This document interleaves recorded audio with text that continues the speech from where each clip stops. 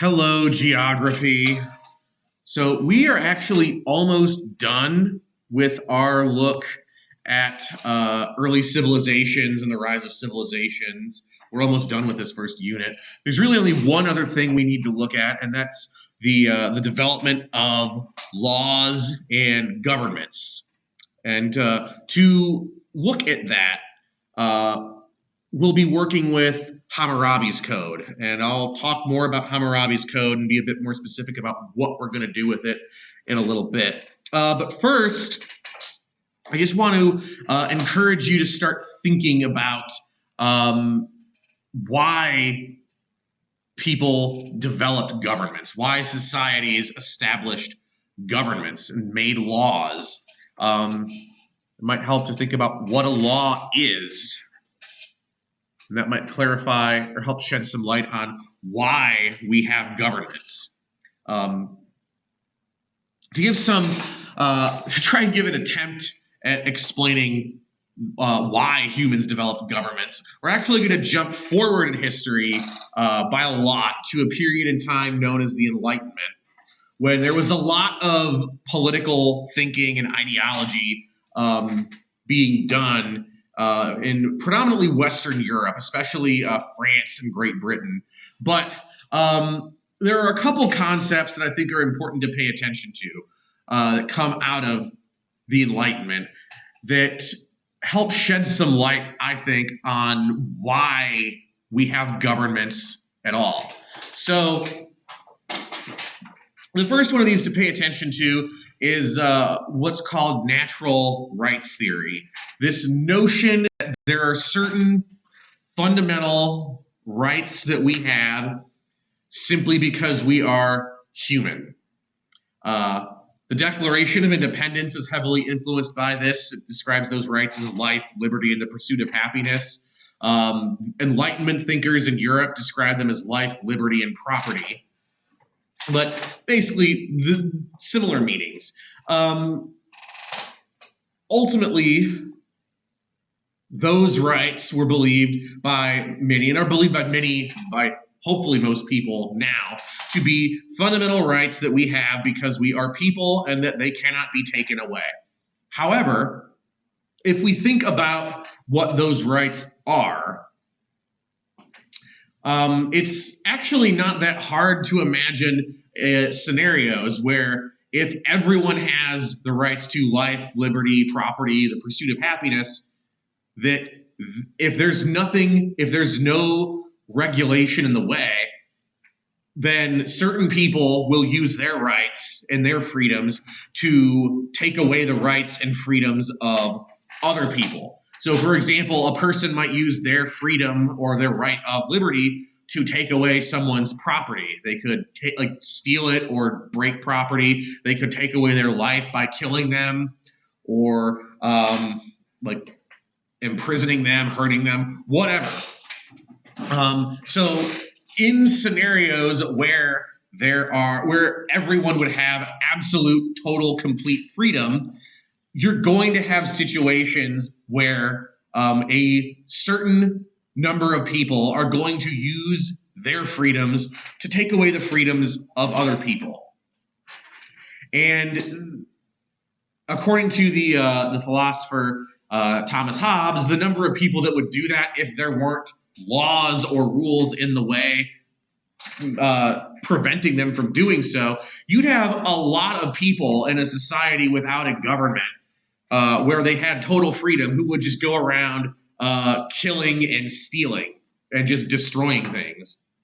And as he argues, in a society like that,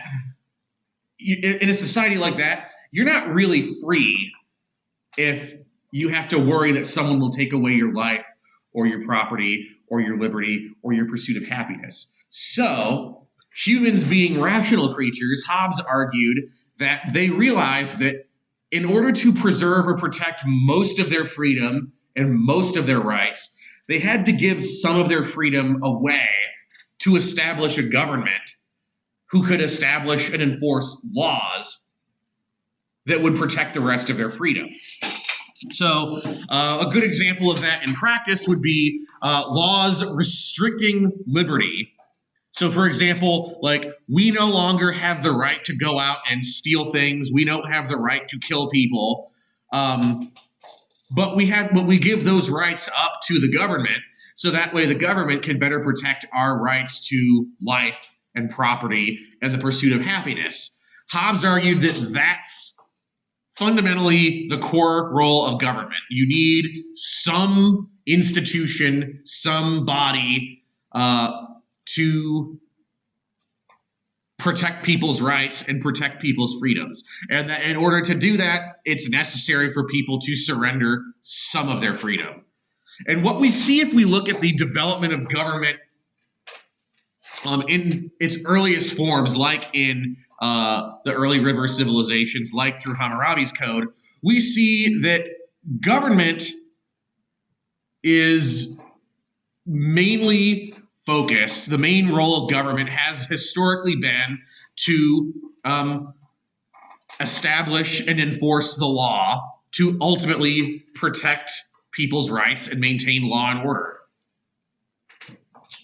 Now, it gets really interesting if you examine the development of government over time, as over time, the role of government has expanded as people have generally come to expect more from their government and expect their government to do more for them.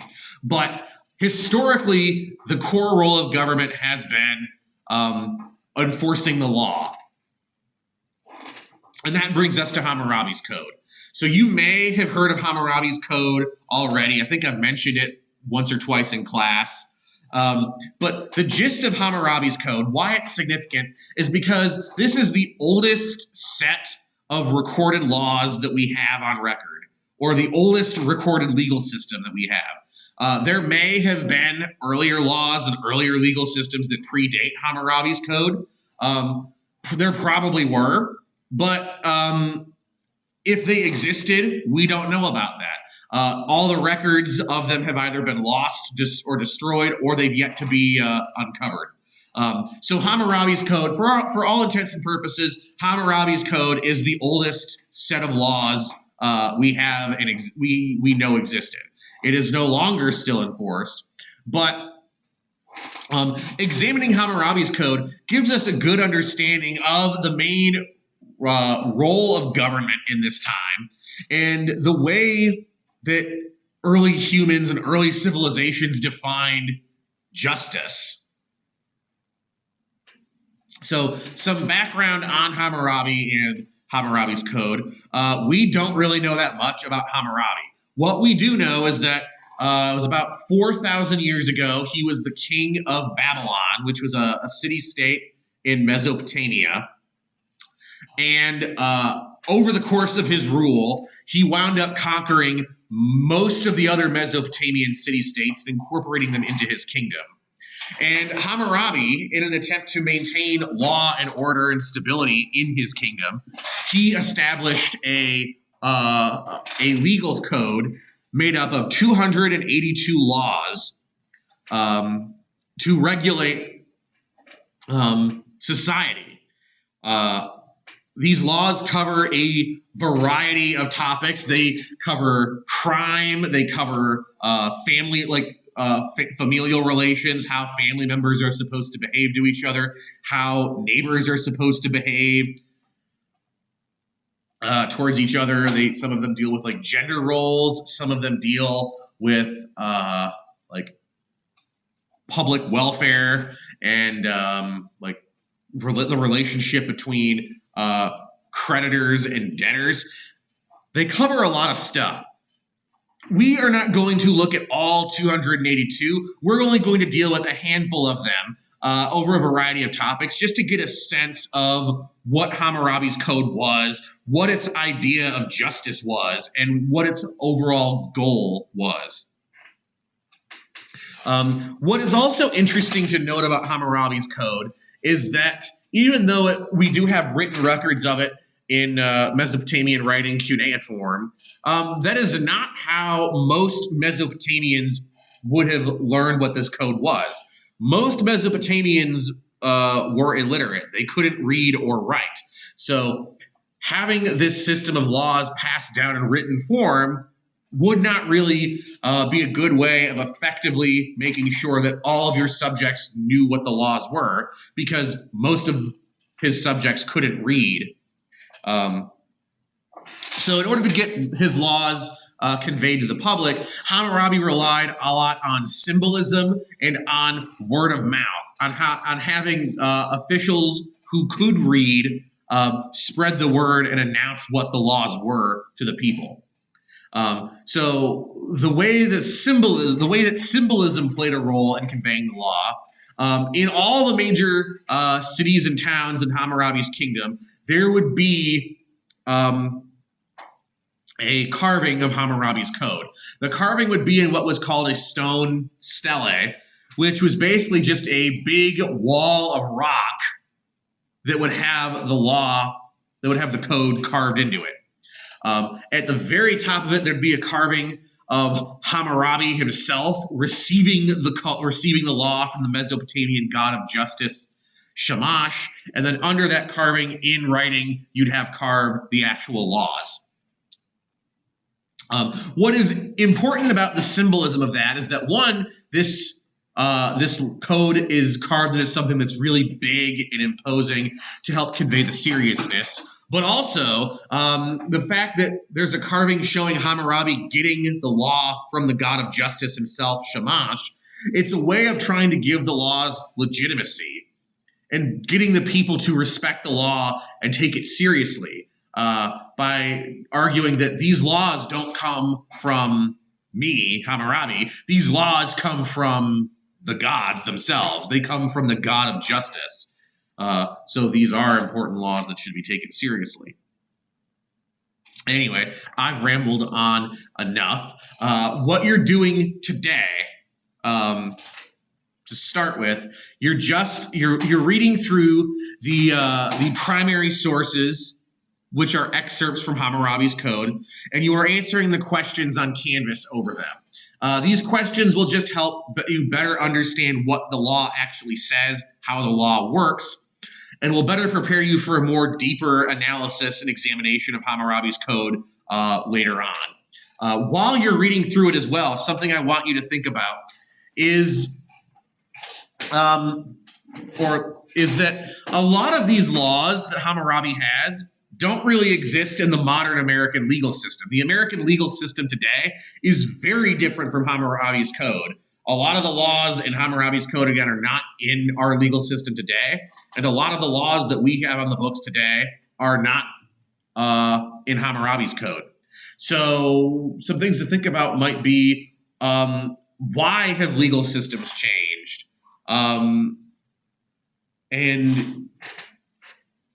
how that might relate to changing notions of justice. And for that matter, it could be worth considering, what do you think justice is? What does the word justice mean to you?